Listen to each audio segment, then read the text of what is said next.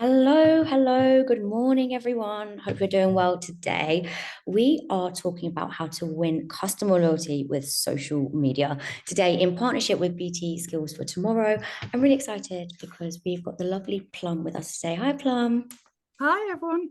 Hi. Hi. So Plum's a really experienced social media consultant. You've been on our networks before, helping small businesses with their social media and everything. So I'm really excited to hear what you've got to say today. Plum's going to be talking through what customer loyalty is, why it's cost effective for your business, and how to keep customers keep buying from you, and simple actionable strategies to keep them loyal. We are recording today, so don't worry if you miss out on anything. We will send it to you. We will be taking questions at the end, so please put them into the Q&A section. I'll go monitoring those and ask Plum all of your questions. And do get involved in the chat, say hello and let us know your business. I can see lots and lots of you already saying hello, good morning. Yeah, please let us know where you're tuning in from, and your business is quite helpful to know. I know Plum's got a few interactive sections, so if you could use the reactions at the bottom when she asks those questions. Oh, I can see some love hearts coming up now. And just finally, before I hand over to Plum, just want to say a massive thank you to BT for making these webinars possible. There's lots of free resources over on the BT Skills for Tomorrow page. We'll put the link in the email for you. Anyway, Plum, over to you. Hi, everybody. I can't see who's here, so that's quite nice for me because I'm not too scared. But I would like to obviously see everyone and welcome you on board for this session today, kindly put on by BT Digital Skills and obviously the brilliant Small Business Britain, who are always championing us all. It can be quite lonely there as a small business. So without further ado, I'm Plum, as Amber kindly introduced me. Yeah, it's a funny name. My name's Victoria, but I've always been called Plum. And I'm a social media consultant, and I've been that for 7 years now. So I support lots of small businesses, sometimes larger businesses. But of course, you can be small but have a big turnover, or you could be small and just compact and bijou business. But we're all mighty. So I know what it's like to be a small business. And the reason I went into freelancing by myself is I've had decades of marketing experience, including 5 years at a loyalty marketing agency. But I'm old enough to have worked last century as well as this century. So I can kind of understand analog and digital marketing. So I decided to go on my own. Lots of my family have had their own businesses, and I realised the impact that social media can have, and it's very cost effective generally. Of course, there's lots of trickies to it as well. I totally understand, and I do have a love and hate relationship with it as well. So when I previously, not even at the loyalty marketing agency, but predominantly I've worked in retail, and I came up with quite a few good ideas, which were celebrated within the loyalty marketing world, actually, in retail, but one I'll come on to in a moment. But my aim is to get generally more small businesses social media savvy, especially the midlife age groups, because social media ain't going away, and it is a great way to speak really directly to your customers, and whether you're regionally affected by a location or indeed internationally. So that's why I'm quite passionate about that. So that's a little bit about me. I've also got this ridiculous cough, which I cannot shake. So if anyone's got misophonia, I might have to start sucking a sweetie in a minute. So without further ado, let's go on.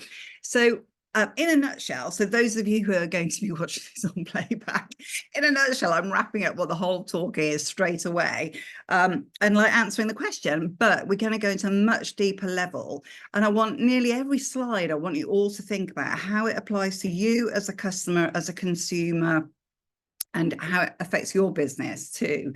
So it's very much I want you to take away from it. So I tell a few stories, then I'll go into deeper level knowledge about some types of loyalty, and then there'll be some examples as well, some a little bit out there, some a little bit not, but some you'll super relate to. So in a nutshell, without you all leaving now for coffee, in a nutshell, what is customer loyalty? Well, it's repeat business from a loyal customer base. Sure, easy. Excuse me. But keeping that loyal customer base can be tricky. The world is very competitive. You go through highs and lows as well. So we'll go into deeper knowledge of that. And why is it effective for your business? Well, of course, having a loyal customer base really saves you time and money from trying to attract and convert new customers to your business, because it takes a lot of energy, perhaps money if you've got an ad budget, to try and get out there and work that sales funnel out. And then how can we keep customers hyping us? Well, the best way is to keep them satisfied. Not just satisfied, I think keep them more than satisfied, but also don't be afraid to directly ask them to hype you. It's something I'm not great at personally, but for my customers, my clients, I'm absolutely no harm in asking people to hype them. And it actually, depending on your brand tone of voice, etc., it actually works itself out. Just as a little an aside, I volunteer as a admin on a large local group. It's just one tiny postcode in our area, and we only have one member of the family can be part of that group. And we have found that because we're super strict as admin on adminning the group and what people can or cannot say, but we've had people who hype up other businesses within it because they've been so happy with it, that if they've had a side hustle business, they've actually given up their own business. So if you ask people to hype, it will come good to you, but obviously only if you're doing the sort of job that they want you to do. So then we'll go and have a little look at what easy strategies can you do to keep your customers loyal. And we'll go through what you can do to offer them what they want and keep them being interested in those offers. I think that's the main point too, is you don't want to beat yourself up working on customers that aren't into your offer, and maybe you either have to tweak your offer or then go for a different type of consumer base.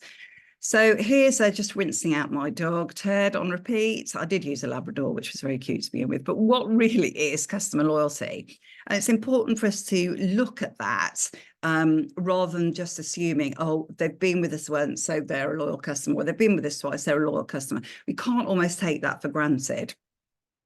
So let's have a little look on. Ted, look at him, rinsing out my little dog. So customer loyalty. It's the ongoing relationship between a customer and a brand. So where the customer consistently chooses to engage with and purchase from that brand, hopefully you, over others. And this loyalty is characterized in different ways. Now, you have to excuse the brackets there, it's just for my reminder. So the loyalty can be characterized by repeat purchasing, obviously, brilliant, that's what we want. But of course, if you're selling something worth £10 or £50 or something that wears out or needs repeat, then of course people are going to want to come back, ideally, and keep spending with you. If you're selling something that's £200,000, you're not necessarily going to keep repeat buying that, but you're going to need referral. Another characterization of loyalty is a preference for the brand's products, their general vibe, or the services they offer. I'm going to come on to some stories about that in a moment.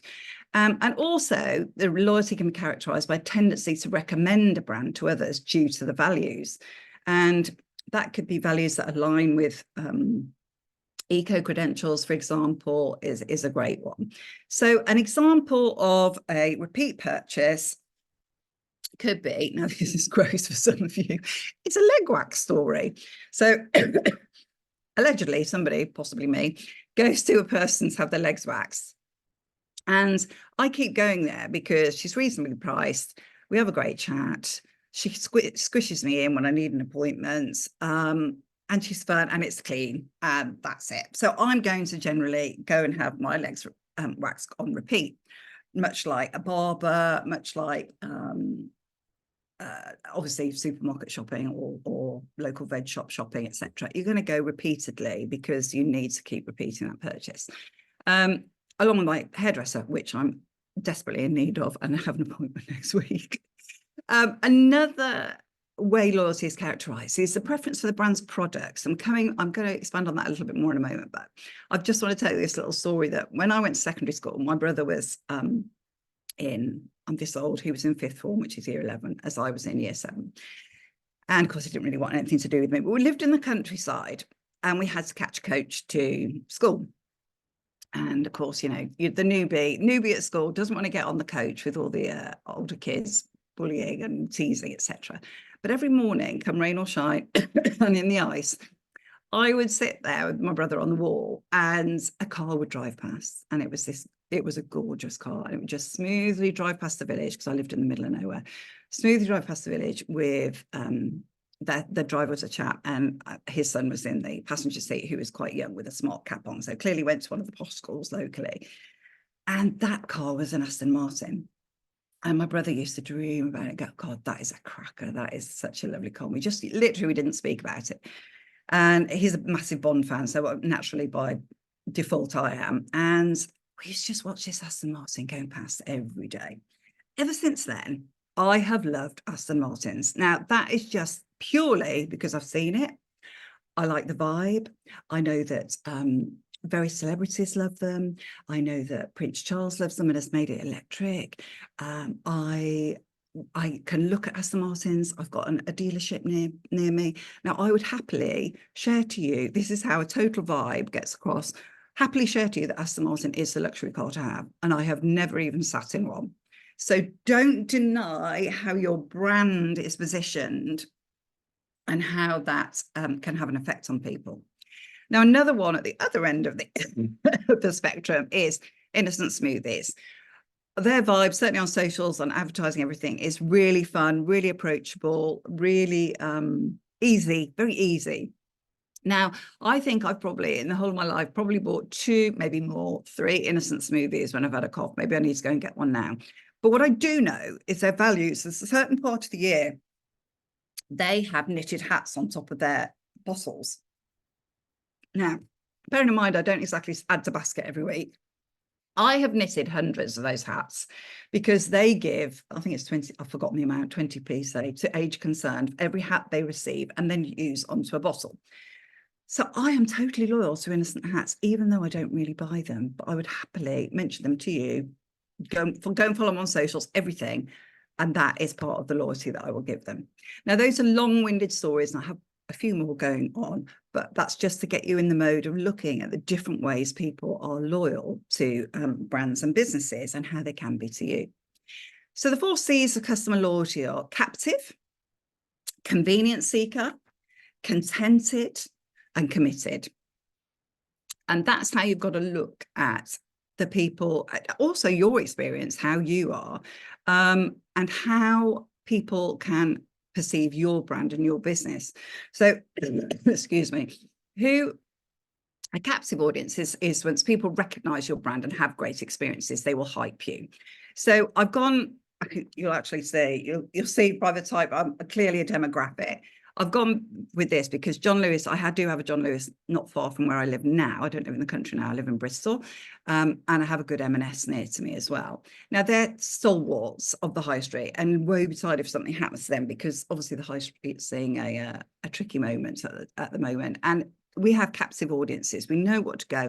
M&S probably haven't done a proper knickers campaign forever, but we all know we're going to go there for our pants and bras, for example. But I know the brand has changed and they've caught up with the times. Convenience seekers. Now, this is a classic for me because I do like to support local if I can, and I'm lucky I have a little high street close to me. But equally, I've got a local shop that I go to all the time, which is my fruit and my garden shop. I support those a lot because it's super convenient. But even closer than that, I've got a Tesco Metro at the petrol station. And, you know, especially with the petrol station, if you drive, you're going to go to a certain petrol station. Ideally, it's going to be local to you, but B, it's going to be affordable. The supermarket you go to, you keep going back to it, and generally it's because they encourage you. So I have a bigger Tesco very near to me, and I have a Posh Pants Waitrose very near to me. And both of those are convenience because they're easy. I can park, I can get what I want, and I can go.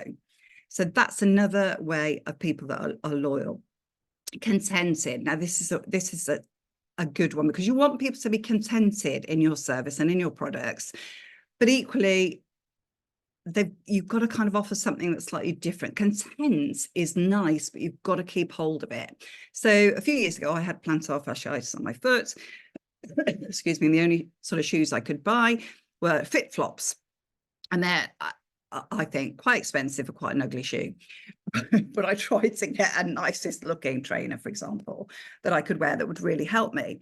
And I'm really content with what they offer, but it's pricey, and I would wait till there was a bargain, and they realized I was quite loyal, so I knew when to get them with a bit of money off. But equally, if something comes along where I could try another shoe, I probably would. So you've got to keep working at that. You don't want me to just be contented. And then committed. A committed person is in it for the long haul. They're a loyalty card holder, they'll write testimonials, they'll make recommendations, and they're your customer, whatever you do. And generally, I'm being the demographic's a bit wrong, but John Lewis is very much of that. They don't make massive things about their loyalty card holder, but once you do have that card, they will offer specific events, etc., to get you in store. And in fact, I have noticed a lot of the things they're offering you now is to get you back in store rather than just ordering online. So there's a whole bunch of reasons that people will be loyal to you. Price, obviously, that's we're all consumers and ready about price and conscious of price. But the price isn't always, as in the low price, isn't always the ultimate determining factor when making decisions. So Waitrose and Aldi, for example, I shop at both, absolutely. But there's a reason I want certain things from Waitrose and certain things from Aldi. And it's because I'm a marketer, so I know about value. I don't just do it for the snob factor. I will happily think, right, what is the right value for the right thing? The value of you and your customer and your service and products. What's the benefit to your customers of your product or service? Do you provide, so my garden centre, if I need some more compost, the value is they're really handy. I know the price isn't going to be extortionate. They're not like a posh garden centre. But what I do know is if I'm down there and I'm buying some compost, I know the guys and girls in there will say, oh, is your car nearby? I'll come and pop the bag into your boot. Jobs are good and brilliant. Happy with that. Quality is closely tied to value because it's what you value in what you put a value on the quality of your service and on the quality of your product. So an example being, I can buy tin tomatoes in Aldi, I can buy them in Waitrose. I've probably got a posher selection in Waitrose and a bog standard one in Aldi. Where do I put the value on it? Am I chucking it in a lasagna, or do I need to take the past, make it taste super great? Experience. Now, this makes me super loyal. My experience in a restaurant, in a shop, in any business, we're looking for a landscape gardener at the moment. Excuse me. And the experience I've had of the customer service so far really impacts my decision, shall we say. Now, I've got a little Mogford's near us. It's been going donkey's years, and it's a small ironmonger's. And I go in there and I wanted something really bizarre, like jar lids or something. And I just happened to be in the village. I went across and I said, oh, do you happen to have it? Yeah, I've got that. And it's a bit like a magic shop. It's always next to the till. They can find it and give it to you. And they're great. They've always got it. And if they haven't, they'll suggest somewhere else to go and get it, which is lovely. They're smashing, they're really smiley, etc. And also they hit another one in that they are loyal because they're convenient to me. Another reason that makes customers loyal is nostalgia. So I'm loyal to refreshers. If I see a refresher bar somewhere, I will probably just go, add to basket. Cheeky little chewy sweet there, because it's just reminding me of a certain time. And another reason that people are loyal is social responsibility and social influence. So what does the brand stand for and how will it make you look? Now, I don't knit innocent hats out in the public to know that people are thinking I'm being a do-gooder. I do it because I believe in age concern, and I just think, oh, it's keeping me going over winter. I'm going to knit these. It's really fun. I make a laugh about it with friends. So that's social responsibility. There's a lot more you can do about that. So people, I'm sewers against sewage. So excuse me, that would impact me and make me interested. But obviously everything flicks people's different switch. Customer satisfaction versus customer loyalty. So customer satisfaction measures how well your product or service meets the customer's expectations. But a satisfied customer feels that their needs were met in a specific transaction, but it doesn't guarantee a return or repeat custom. Customer loyalty, on the other hand, is a deeper, more sustained relationship. While satisfaction is often a precursor to loyalty, Loyal customers go beyond being satisfied. They develop an emotional attachment to the brand. So they might follow you on social media, for example. They might exhibit repeat purchasing behavior. So they'll come back, they'll recommend, and they're less influenced by competitors or offers or promotions. So that's a really important one, because, you know, when you're offering, when competitors are offering promotions and offers to new customers, that's costing them a lot of money to do it. So they're going to put quite a bit of work into that. But if you've got loyal customers, the chances of them doing that is very slim. Excuse me. So in essence, all loyal customers are satisfied, but not all satisfied customers are loyal. So you need to kind of want to flick that and think, what makes customers loyal to your business, and what makes you loyal to other businesses. You can guarantee what makes you loyal to other businesses will make you think, how can you make others loyal to your business?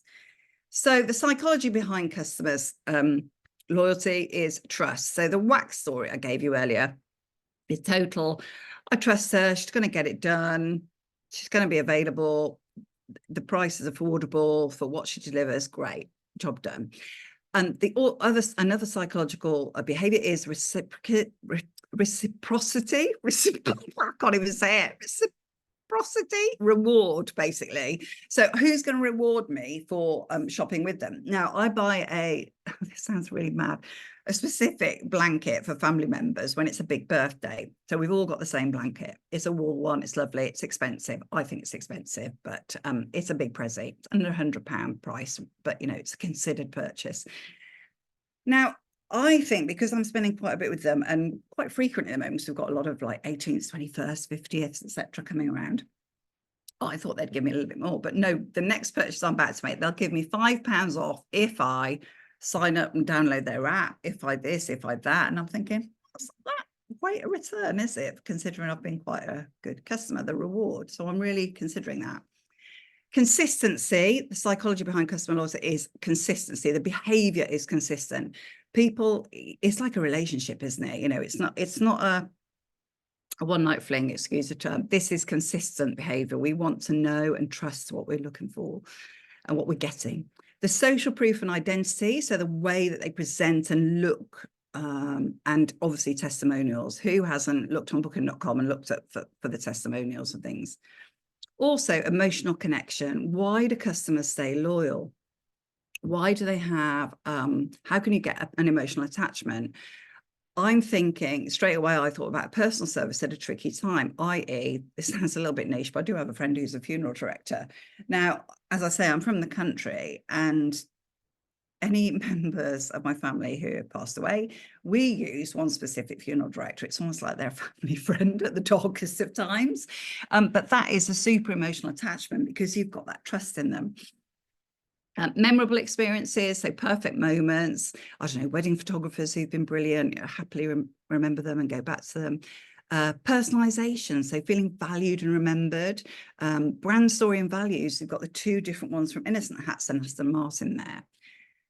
So the role of trust and brand consistency, the trust element is the cornerstone of customer loyalty. I've got some notes here just to go through. So trust, it's a fundamental element of customer loyalty. The whole trusting, like the funeral director, I'm trusting with the wax story. I'm trusting with my hairdresser, for goodness sake, because I don't want anything to go the way I don't want it to go. So when customers trust that brand and consistently meet expectations and deliver quality products and offer a reliable customer service, they're more likely to stay loyal. We all know that. We all feel it ourselves. The customers often feel a sense of reciprocity when they perceive that a brand values them, and through personalized offers, maybe excellent customer service, or the reward programs that they offer, they will keep coming back. And the psychological principle makes them inclined to continue supporting that brand and hyping us up, which I'll come on to a little bit later. Humans naturally seek the consistency, which we spoke about earlier, in their behavior and decisions. Again, it's not the one night stand. Once a customer starts favouring a brand, they're likely to continue doing so to maintain consistency in their choices, reinforcing their loyalty over time.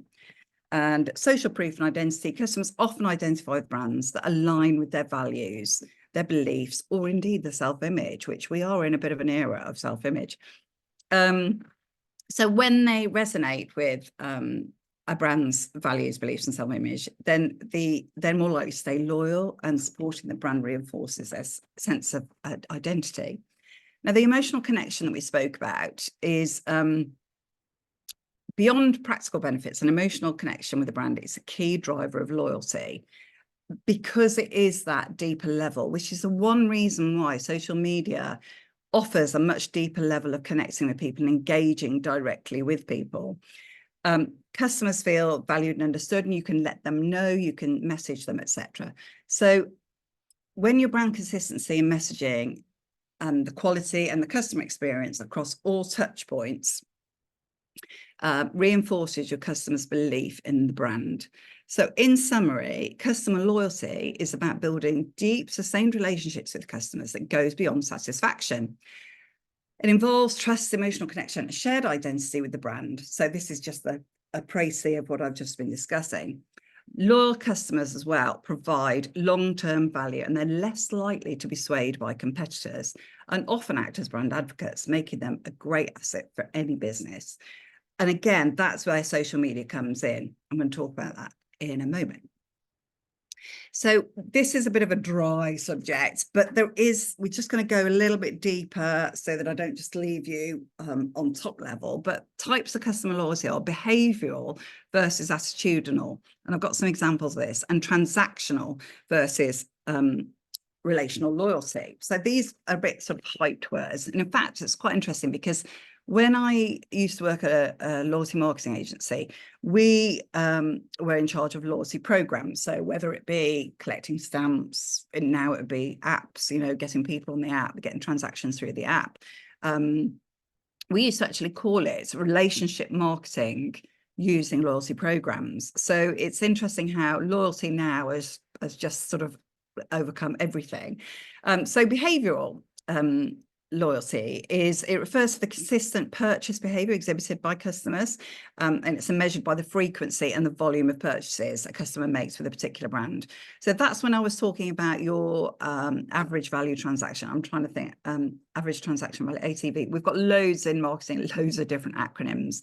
I'm trying not to go too much into that. This section is a little bit that way. So if your product or service is sort of £10, £50, £100, to me, in my mind as a consumer, that's a marker of how much I will make a considered purchase. If it's a greeting card and it's a gorgeous one and it's £4, I get it, that's fine, there's been something in it and it's almost worth keeping. If it's something £50, I'll think about it. If it's £100, I'm super thinking about it. And I'm a really picky customer. I'm a right type one with my hands. So if it's great value and great service, I might spend on it. So that behavioral is about the characteristics are about repetition, customers repeatedly choosing a brand over others, habitual, they're driven by convenience or habit or lack of better alternatives, rather than a deep emotional connection. So transactional focus, and these customers might switch brands if offered a better deal or convenience elsewhere. So for me, that would be Tesco versus Waitrose, for example. So exactly, and the example I've got is buying the same brand of groceries from the nearest store due to convenience versus one further away. So that's behavioral loyalty. And attitudinal loyalty is about emotional connection. When they feel a strong emotional bond with the brand, often tied again to the shared values, trust or satisfaction. So it's very different that you have behavioral loyalty in terms of location, etc., or attitudinal, where you have that emotional connection and you'll give brand advocacy and long-term commitment. And then you've got transactional versus relational. So transactional loyalty is based on the economic benefits that a customer receives from their relationship with the brand, such as discounts, rewards, or convenience. And it's often driven by short-term incentives rather than a deep, long-lasting connection. And I heard on a radio show the other week, actually, about Tesco Club Card and how, sorry if no one's got a Tesco near them, but how, there's a lot of Club Card offers now, which would have been the general price before, but now they're offering loyalty and money off only to those that have got a Tesco club card. And don't forget all of these cards, which I will come on to in a minute, which isn't really part of it, but don't forget all of these cards or the apps on your phone are all about data mining. And there's a limit to how much you can or limit to how much you do and don't want people to have your information. Come on to that in a little bit later. So they're incentive driven, short-term focus. So they disappear if there's a better option available somewhere else. They're a little bit one-night standy, aren't they? But they're also price sensitive. So a customer who consistently shops at a particular store because of its loyalty program, i.e. Tesco, that offers points for each purchase, which can be redeemed for discounts. So they might go there for that, which actually I probably do, because I know I'm going to get the slightly cheaper. I am going to get the cheap ones with the club card points. So relational loyalty, and that is built on a deep ongoing relationship between the customer and the brand. So it's a long-term engagement that maintain a relationship with the brand over time, regardless of immediate incentives, emotional connection and a brand preference. E.g., a customer is loyal to a luxury car brand, me, Aston Martin, even though I've never even smelt one, because the exceptional customer service, the brand prestige, and the personal connection they feel with the brand. And I do, bizarrely, I do feel a personal connection with them. I don't know why I'm so loyal to them. It's a bit bonkers. So let's take a little look at examples of brands with high customer loyalty. I mean, Apple, they have behavioral and attitudinal loyalty because the Apple customers, which I am one, I have to say, often exhibit both behavioural and attitudinal loyalty. They consistently buy the Apple products. Who hasn't seen a queue outside an Apple store when a new product comes out? Due to the seamless ecosystem they build, the brand prestige, strong emotional connection with the brand's values of innovation and design. And Apple's brand advocates actively promote the brand and defend it against competitors. I mean, that's so strong when you think how much money is spent on ad spend for whether you're Android or whether you're Apple. Everyone's like spending a lot of money to win that loyalty over. Starbucks, we've got a Starbucks local to me, and they build strong loyalty through its personalized customer experience, consistency and quality of strong brand image. I would say it's, I mean, in this country, certainly more than America, you know, Costa's taking over a lot more. I don't personally like my local Costa, and I'm lucky enough to have local cafes that I'll use. So that's my value-driven thing, isn't it? But the brand's emphasis on community and personalization drives long-term relational loyalty. Amazon, I mean, I should allegedly say Amazon, let's face it, is just a data mining company. They've changed over the years. They're really strong. It's so key. To not spend with Amazon is really hard because they're driven by the convenience, they're driven by the speed, they're driven by the vast selection of products. It's really hard to not find something that you want from there. Although I have seen of late the brands on there that used to be, they're pushing cheaper brands, so they're obviously increasing their profit margin. But they can get free shipping and other perks as well, reinforcing a habitual use of the platform, including even Amazon Prime. I'm sure there's a lot more I don't know about Amazon that goes on that other people might be involved in. Nike, attitudinal and relational loyalty. They've cultivated deep attitudinal loyalty through strong brand identity. And is this something that you can do for your business? Can you create strong identity that's simple? They've literally just got a tick and they keep it super simple. I'm not a massive Nike fan. In fact, I don't choose Nike for my running shoes, but I know so much about them. Tesco, behavioural and transactional. Behavioural, they're local for me, so I can do a regular shop there and maximise the value of the membership benefits because I know I've got the old club card here. I've even got the app. I'm a bit picky about apps, so I'll come on to that in a minute. So they've successfully leveraged different aspects of customer loyalty to build and maintain strong, loyal customers over time. And just to go back on talking about these loyalty cards that you might have in your wallet or your purse, or indeed your app on your phone, I was looking at what I've got in my purse versus what I'll have on my phone. And obviously a lot of small businesses aren't going to create their own app. But one thing I should or shouldn't tell you about is when you have the apps on your phone, I was looking at which retail ones I've got, and I have got Clubcard, I have got M&S, I have got John Lewis, and I've got Vinted up there. But I'm really picky about what apps I will have on my phone because essentially it is about data mining. And I know it is when I swish my barcode in a shop. They're getting that. But there's a lot, apps take up room on your phone as well, but they are super convenient. And it's, at the end of the day, if you want offers off stuff, you want offers off them. So why wouldn't you? So why is customer loyalty effective for your business? Well, it's a critical driver of a business's long-term, you know, the happier a customer is with your business, the more likely they are to return for repeat business. Who doesn't want that? Plus, the more likely they do repeat business with you, the more likely they are to recommend you to others. Equals the less time and money you spend on attracting and converting new customers, but also build trust and brand recognition. I've put little Mogfords there. They're going to be so famous. They'll be famous now, aren't they, for my little ironmongers.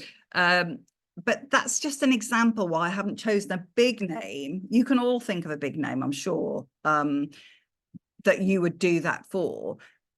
But that's probably part of my value driven, isn't it? I'm thinking out loud now because I'm trying to support small, and I know their prices are going to be pretty convenient, pretty good for me, but I'm trying to support small business as well. So it's so effective for your business because it saves you time and money from attracting and converting new customers. They're vital, loyalty is vital to business success because consistent revenue for lower price points. They act as brand ambassadors, spread the word about you, which is perfect for social media, and are more forgiving of occasional missteps, which is really useful. So, for example, if you make a mistake, they'll forgive you. COVID came along, recessions come along, they might forgive you. You're going to have to obviously work hard on that, but the loyalty will still be there. So how can we keep these customers hyping us? Excuse me.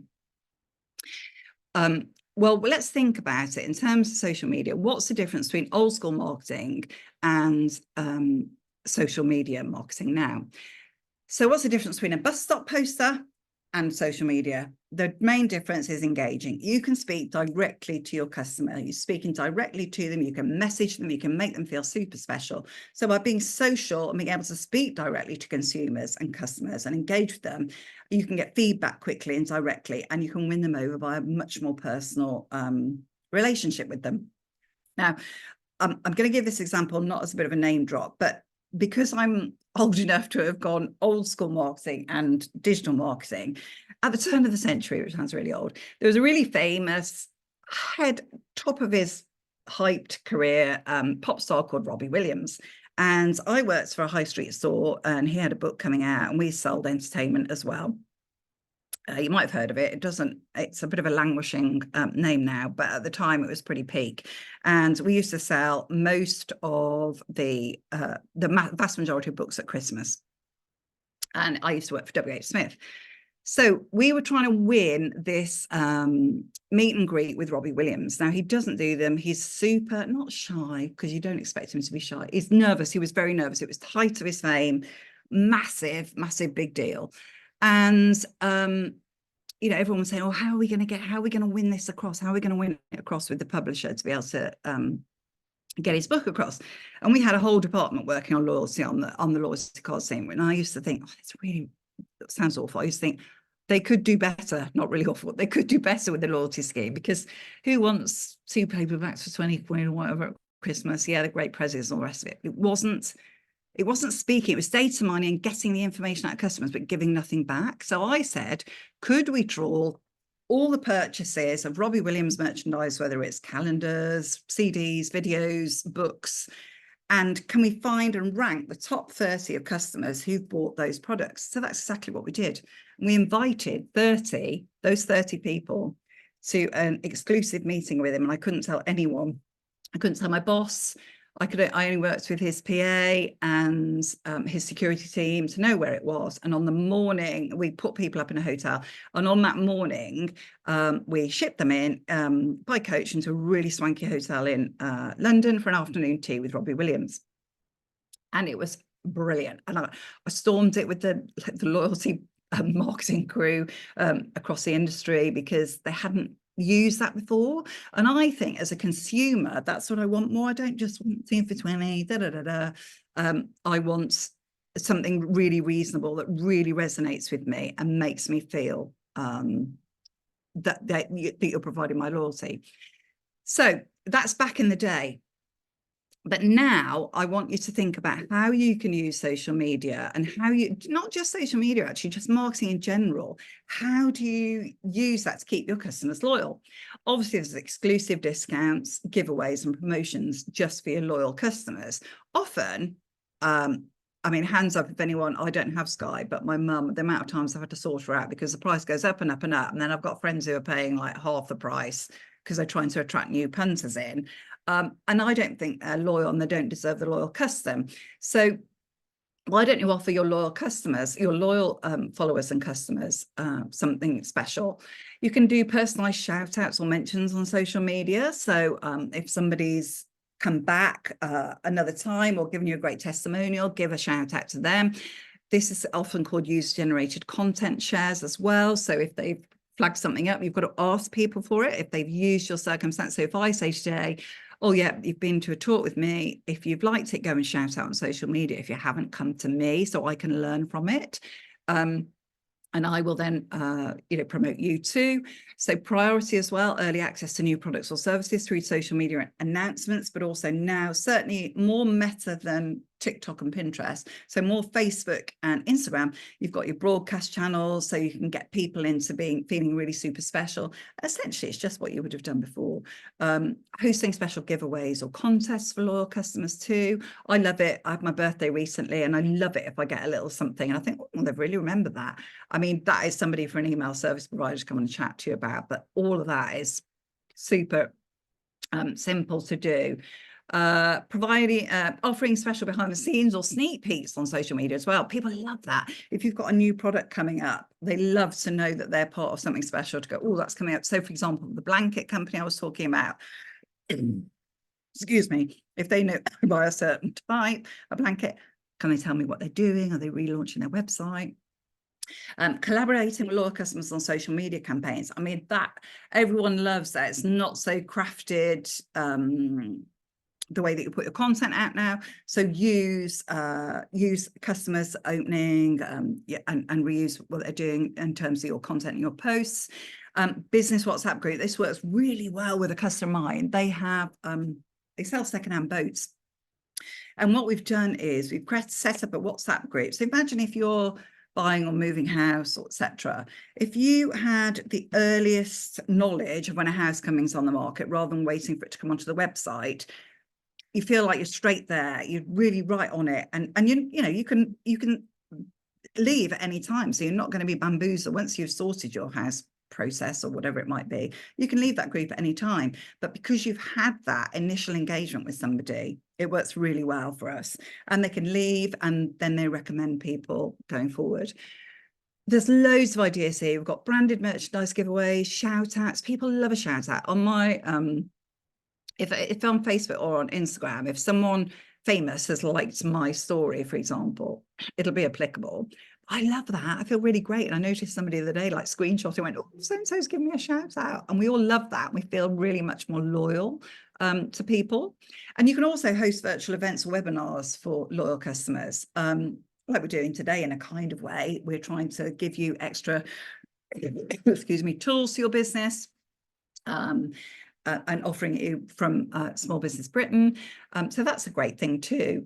And also going back to the Aston Martin story, I would absolutely know that if they've got something to shout about, they'll put on special dues and special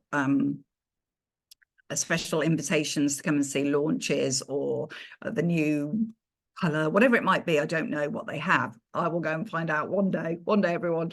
But I know because my cousin, he works for the tyre industry and has had to deal with Aston Martin as well. So I know that there's all these posh pants days, track days, etc. as well that you can do.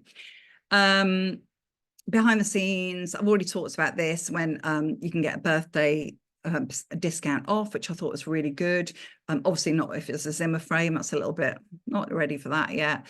I love this as well. Surprise gifts or thank you notes sent directly by direct message, and a little effort goes a long way. Also, I had something, I think, I know it's expensive now to post things, but I had a little poster sent to me, and it cost, probably cost, by the time they did it, so it would go through, that I noticed they went through the post that was easy. So it probably cost maximum £2.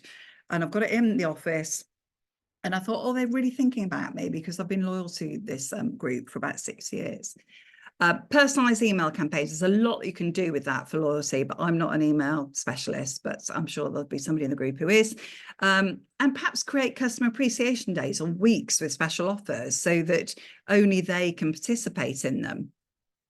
So just to round up a little bit, I just want to make sure that you know about best behavior for social media, that always reply to your comments, even the bad comments, because these can be flipped to a positive.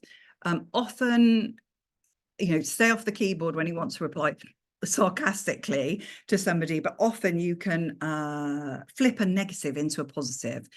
Personal interaction in DMs, just, a simple thank you. Always invite always invite post likers, apologies for that, I will mend it, to like your Facebook page. This is an easy one. It works really well for me with one client where anyone that likes a post, you can go into that post, click the 3 dots, see who's liked the post, and then you can see who is actually an account liker, your account liker or not, and you can invite them to like your page. We've increased that likes so the customers feel like they've noticed I haven't followed the page, but I actually am interested in their product. Actively engage with people by liking, sharing or commenting on their posts that mention your brand. And this proactive approach strengthens the relationship and shows that you're attentive and have a deeper connection with them. And who doesn't love it, like I suggested earlier, when a celebrity notices your mention or shares your content? And it's amazing how what a good feeling that is, actually, and it doesn't have to be celebrity status, but when people, they just feel appreciated if you've been noticed. So without further ado, it's a wrap. What is customer loyalty? We came back to the beginning stage. So if anyone's watching on plus 1.5, this and a repeat process of this presentation, what is customer loyalty? It is repeat business from a loyal customer base, but it does take effort. And I'm not suggesting you've got to use all the tricks in the box that we've mentioned, but just a few of them will really make a difference. And why is customer loyalty effective for your business? It saves you time and money trying to target and convert new customers, because we all know that's, you constantly got to do that, obviously. But if you can work on a little bit of those that have been loyal to you, keep them loyal to you.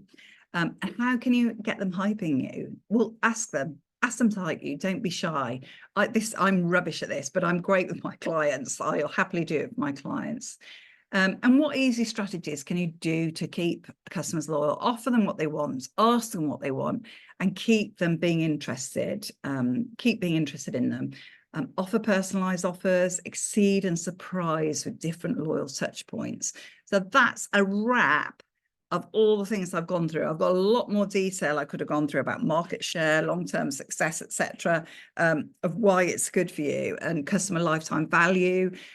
But I think you can overdo something, which is why I started with a really simple slide and finished with a simple slide. But I hope you've got some ideas now of why it's important to keep some customers loyal and why it's important to your business and how you can do that. So without further ado, just as a loyal custom for you, I'm offering all your members, this is just an Empower Hour at £99. You can join with the buddy and split the cost if you want. An Empower Hour is really good for anybody who has a trickier challenge. The social media platforms I work with are Meta, so Facebook, Instagram, TikTok and Pinterest. So get your challenges sorted to move your business forward. But even more so, come and say hello. I'm on socials, so TikTok and Instagram, etc. I'm on Plumella Social. You can find me there. My company is called Socially Engaging. That's me. That's a bit of an old photo now, but at least I have my hair done then. So that's it from me. Let me know any questions you might have. And also do, if you're too embarrassed or too shy or you forget and you want to remember something after, do come and say hello and just message me. And we will go from there. So someone's raised their hand. Amazing. Thank you so, so much for that. I loved your 0.25 plus one catch comment.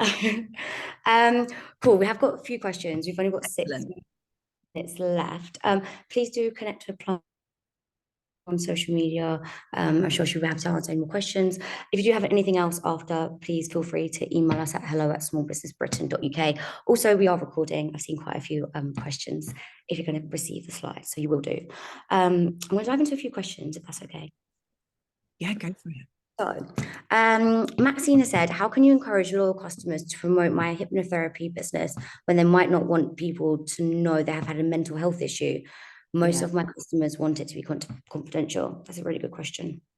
That's a really good question, because there's obviously there's a lot of personal aspects to that, and I think you've got to take it almost behind the scenes. You have got to direct message people, or you can ask. So if you're the hypnotherapist, you could ask if people would give a testimonial anonymously.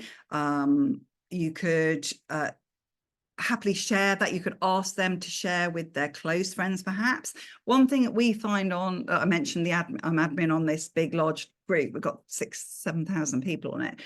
A lot of people now on Facebook groups. If you've got a local Facebook group, obviously you might do hypnotherapy online, but I'm guessing potentially location focused.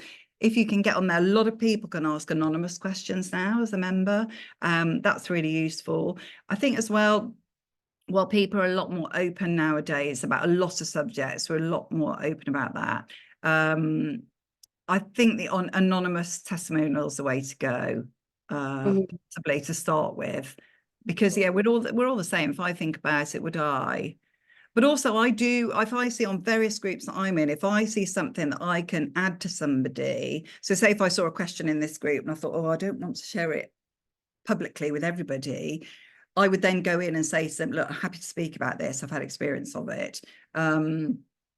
So yeah, maybe ask customers if they'll happily be what I call live testimonial, whether they're happy for people to contact them, perhaps. Yeah. Cool. Yeah, it's a tricky one when you It is your personal, yeah. client confidentiality. Okay, I've got a question here. What is the best way to run an Instagram competition? Oh, that's a good one. So there's so many ways now. I think the important thing is, I mean, literally, I'll happily send somebody some information about it, but adhere by the rules for a competition. It's you might see how other people run competitions, but make sure you are adhering by the rules. And Meta are very clear about the competition guidelines. And competitions are great, but don't forget, if you're asking for follows, etc., expect a huge drop off as well after the competition. So you really want to get your correct people. You really want to target the correct audience for you. But it's great to show that you're offering a competition, but definitely just basically adhere to, if you type in Meta Instagram rules for competitions, it will come up for you, and you can't go wrong with it. But definitely, because I know people who have really been put in the sin bin for not adhering to. And there's also Instagram, anything social media is obviously, it's quicker than anyone can keep up with. But back in the day when I was doing marketing, we had the ASA, Advertising Standards Authority. So there are authorities and rules and regulations about competitions. So what I think I'm saying, I feel like I'm being being bad cop about saying, don't do competition, do competitions, but do them properly. And once you're off, once you've learned the basics. Because I think it's really interesting. You can see different brands doing them, and some of them will get lots of engagement, and some of them won't. And it's really just interesting to kind of see the different little things you can test to see how definitely that best for your brand. Okay, moving on. Jill has said, my boutique is renowned for excellent customer service. How do I translate the benefits offered via social media when you're told to keep posts short and sweet? Oh, that's true. Well, I would, if you said that to me straight away, I'd be writing down, okay, was the customer service good? I'd take some testimonials. What is it people appreciate? Is it that you have like a gift list? Is it that you wrap things well? Is it that your posts really work, really quickly? Whatever the benefits are of your customer service, I would write a whole list of them, and then I would write a post about each individual one. It doesn't have to be massive. You could create a series. Why come to my boutique? Why is the customer service so great at my boutique? Because we smile and we're friendly for starters, one, because we open at great hours. Because of that, you've got a whole list. You could make a whole series of, you know, why, and then that might fill up a couple of months of like each week. Part of your content might be, for example, each week might be garments of the week, one post. Our customer service is great because one post.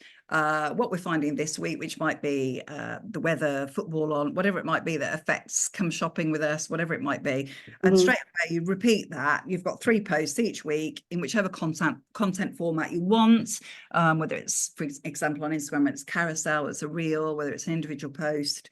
And I would literally write down, and in fact, ask your customers, just say to them, hey, so do you like the customer service here? What do you like best about it? In fact, you could create even a top 10 of why people love our customer service. I'm going, but you know, there is and I blooming love customer service, and I swear to God, I give but feedback for any great customer service because I feel like it's really gone off on lately. I just feel like everyone's shattered as well, and I don't think there's a lot of mentoring in the larger businesses to encourage great customer service. So I personally, I'm a picky Virgo, but I will definitely congratulate great customer service. It is key. I feel like customer service could be a whole separate webinar by itself. And Plum, I feel like I could just listen to you talk all day. Thank you so much for sharing all your top tips, and your passion for it comes through so much. I've just got one more question I did want to dig into. So Helen has asked, I've done in-person workshops and a few online. How do I convince those who came in person to join my online projects instead? Which is quite interesting because these people obviously come in person, probably prefer that interaction. Yeah, that's an interesting. I think obviously in person has to be location based, so you'll be targeting those that are location based. But if it decreases overhead because you don't have to have, you know, rent a space, a room to have an in-person event, you want to do online events, I would, I mean, also it might be, if they don't want to do online, it might just be a fear of the tech involved. A lot of that can happen. I mean, just sharing, being totally transparent, Amber and I had a little meltdown. Well, I did this morning. Well, 2 minutes late. Unexpected updates and all that. And I think it's I think you can ask people, just say, hey, look, it's really convenient online. You can come in your slippers, you know, get your Uggs on, get your joggers on, but and it's available on playback. I'd ask the question. I'd say, why don't you? If it's a tech issue, you can do a little screen record of how easy it is from the customer's point of view. So, for example, if you didn't know how to use Zoom today, Amber and I could have done a run through of, right, you tap on this link, this is what will happen. And literally it could be something as simple as that. It could be that they like to press the flesh. They might feel that they can speak up more. But I would ask those questions and say, look, if it's that you're feeling reticent because you feel in a room it's much more intimate and personal, feel free to DM me, which I would say to everyone here, do feel free to DM me if you feel you don't like raising your hand or that we haven't answered a question. Just do feel that we're approachable and can do that. So I'd ask further questions, definitely. I guess it comes back to kind of knowing your customer and just asking them the questions, kind of doing the research, ask them what they like and why maybe they're put off from things. Which sounds so simple, but it's simple but effective. Plum, I could chat to you about this all day. Yeah. I absolutely love listening to you speak about this. There's lots and lots of love for you in the chat here. Everyone, thank you so much for joining. We have come to the end of the session now.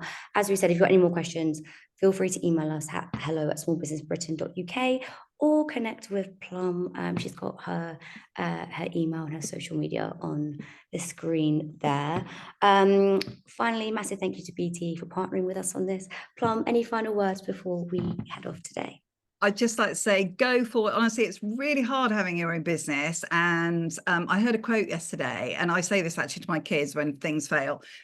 When you're a baby and you're teaching someone to walk, you're teaching a child to walk, you always encourage them to get back up again and speak to yourself like that. So when you fall down, get back up again. People need to hear about you. And if they don't hear about you, they can't support you in your business. And you don't have to be all shouty in the face. You can be quiet. You'll attract those people who equally like it.